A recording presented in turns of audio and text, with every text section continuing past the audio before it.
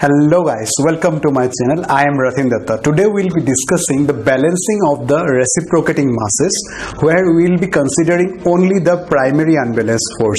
As we have discussed in our previous videos that the secondary unbalanced forces will be only considered for the high speed engines. So considering the low and the moderate speed engines, we will be only balancing the primary force in this video. So the primary force, balancing of primary unbalanced force in reciprocating masses.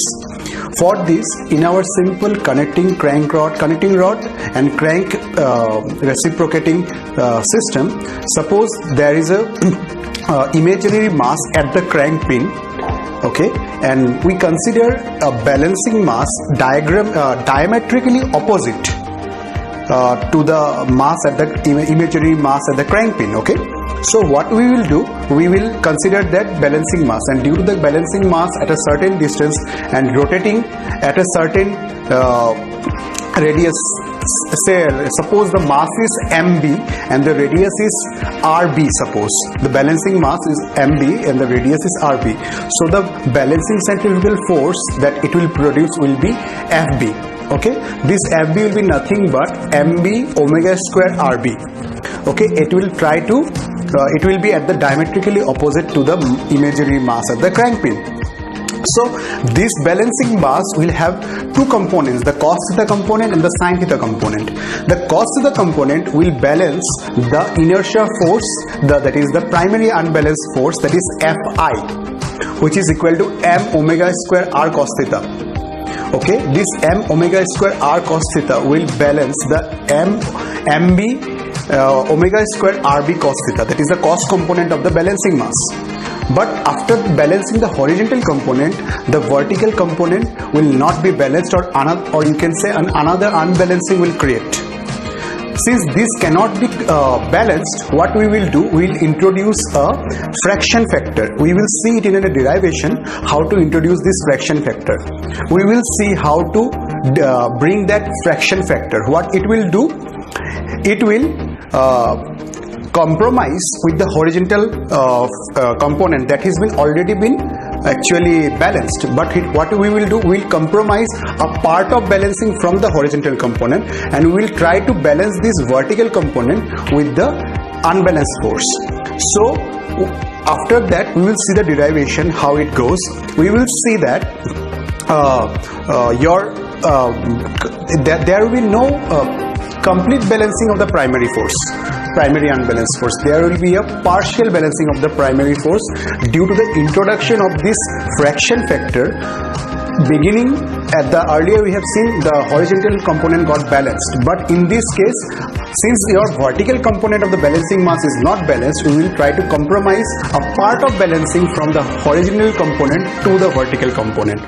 Let's see how we do it. Hello guys, this is the thing I was speaking, that is the partial primary balancing, means partially balancing the primary unbalanced force. As you can see, the reciprocating mass arrangement with the connecting rod, this one, and the crank, this one, right?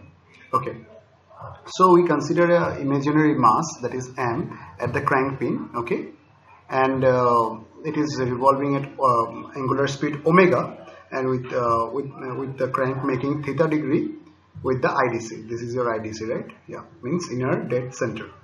Okay, so we introduce a balancing mass, this one, balancing mass mb kept at the distance rb, that is diametrically opposite to the imaginary mass m. It has two components, that is the cos theta component and the sin theta component.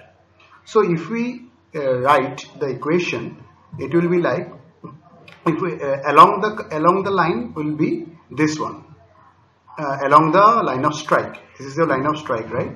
This entire line.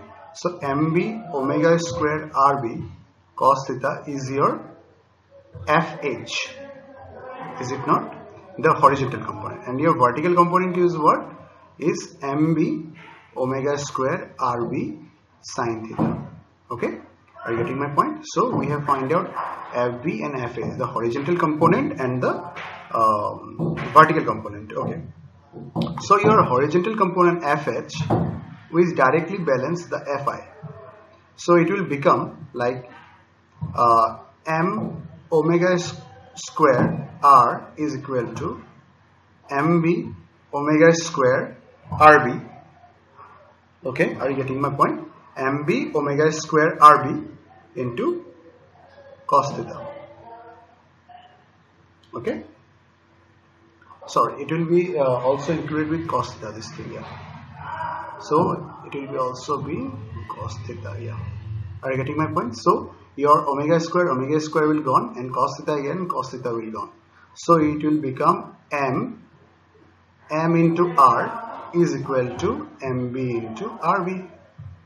Okay, so we can say that your horizontal component is actually balanced, but your vertical component, this component, cannot be balanced because your inertia force, that is the unbalanced primary force, is defined on the cos theta term. So you cannot just balance it, this thing. This cannot be possible because it is defined in cos theta. So sin theta component will remain unbalanced. It means that after balancing the horizontal component with the Fi, that is Fh equal to Fi, your Fv remains unbalanced. So what to do now? We will introduce a fraction factor called C. Fraction factor C. What it will do? It will take some portion of balancing from this horizontal component, and it will try to balance somewhat with the vertical component. So it will become like that. It will be C into Mr, that is Mb into Rb. Are you getting my point? Okay. So it will be like this. Okay. So what we did, we just took some portion of balancing from the horizontal component and we try to balance it with the vertical component. It means we are compromising on the horizontal component. So it is not now completely balanced after introducing this C.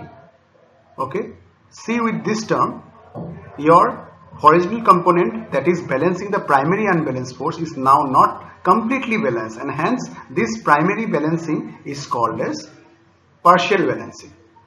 Okay, see, if we see this case, it will be like Fh will be nothing but m omega square r cos theta minus mb omega square rb cos theta. Are you getting my point? So your mb into rb was what? After consideration was C into m into r. Okay, you have to remember this thing. So if we take common, that is omega square cos theta equal to omega square cos theta, you can see omega square cos theta, it will be what? mr minus mb into rb. Okay, are you seeing it? Okay, so it will be what? It will be omega square cos theta, and in place of MBRB you can put CMR. Okay, from here, is it not? So it will be like what? It will be, if we take common, it will be m omega square r cos theta 1 minus C. So your FH component is this, because after the compromisation, your horizontal component, which was initially balanced, it becomes completely balanced, it becomes partially balanced, and hence we get the left out portion of the horizontal component as this. But your vertical component was what? If you can remember, it was MB RB omega square cos theta, right? So in place of MB RB we can put C M, not cos theta, sin theta, sorry, sin theta. So it will be CMR in place of MB into RB. It will remain like that. So your FH component is M omega square R cos theta 1 minus C, and your FB is what? CMR omega square sin theta. So what we can do is that we can write FR is equal to root over of FH square plus FB square. Means a resultant unbalanced force will be there, that is the resultant unbalanced primary force will be there due to the compromisation. Yes, since we have got both the horizontal component and the vertical component, we can actually find out the resultant unbalanced component, right? So unbalanced force will be what? After, if you actually do the complete thing, it will come out like that. It will be like it will be like m omega square r into root over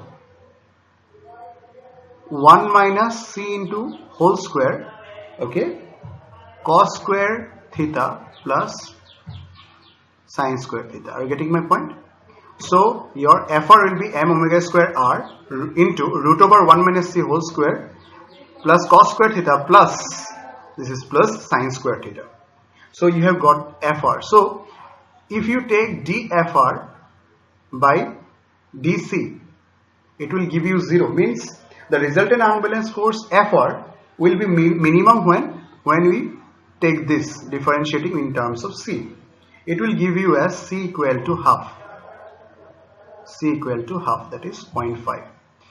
So if the unbalanced force along the line of strike is more harmful or more stronger than the one in the perpendicular, that is the FV, if FH is more dangerous or more strong, what we do, we take the value of C more than 0.5, okay, like 0.7 or 0.75, like that. Are you getting my point? So in simple case it is C equal to 0.5, but it can, the value can actually range from 0.5 to 0.75 depending on the whether the FH is stronger or not than FV. Okay, so this is what your partial primary balancing, that is, you can also say as the balancing of the primary unbalanced force, but you have to remember that this is not completely balanced, and hence it is called partial primary balancing. Thank you so much for loving me so much, giving me love with your liking, sharing and all. Keep subscribing, keep liking. Thank you so much. Bye bye.